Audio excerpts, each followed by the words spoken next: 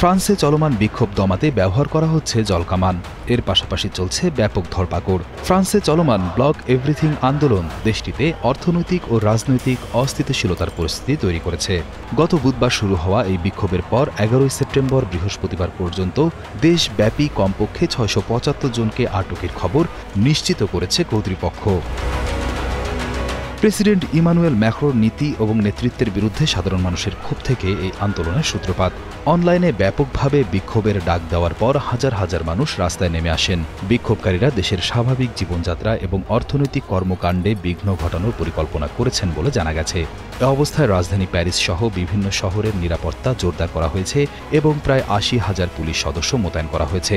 ফরাসি সংবাদ মাধ্যম BFM TV জানায়, আটককৃতদের মধ্যে শুধুমাত্র প্যারিস অঞ্চল থেকেই 280 জন রয়েছেন। ফরাসি স্বরাষ্ট্র মন্ত্রণালয়ের বক্তব্য অনুযায়ী বুধবার থেকে বৃহস্পতিবার পর্যন্ত সংঘটিত ঘটনায় মোট 549 জনকে প্রাথমিকভাবে হেফাজতে নেওয়া হয়েছে। এই বিক্ষোভের সূচনা হয় সামাজিক যোগাযোগ মাধ্যমে একটি ছোট্ট অনলাইন গ্রুপ লেস এসেন্টিয়েলস এর মাধ্যমে, যারা 10 সেপ্টেম্বর থেকে সবকিছু অচল করে দেওয়ার ঘোষণা দেয়। তাদের লক্ষ্য ছিল প্রাক্তন প্রধানমন্ত্রী ফ্রাঁসোয়া বেরুয়ার প্রস্তাবিত জাতীয় বাজেট পরিকল্পনার বিরোধিতা করা। পরবর্তীতে ফ্রান্স আল বৌড দলের সমর্থন পেয়ে আন্দোলন আরও বিস্তার লাভ করে।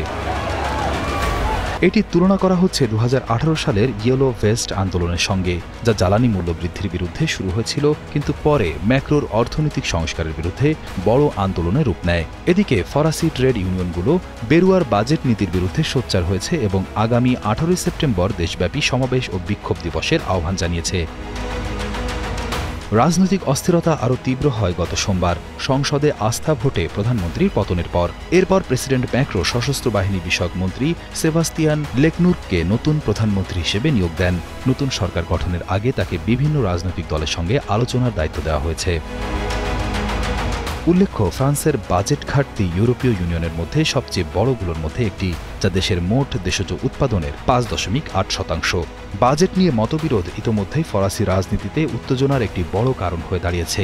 গত বছর ডিসেম্বরেও বাজেট নিয়ে ঐক্যমত্যে পৌঁছাতে ব্যর্থ হয়ে তখনকার সরকারের পতন ঘটে।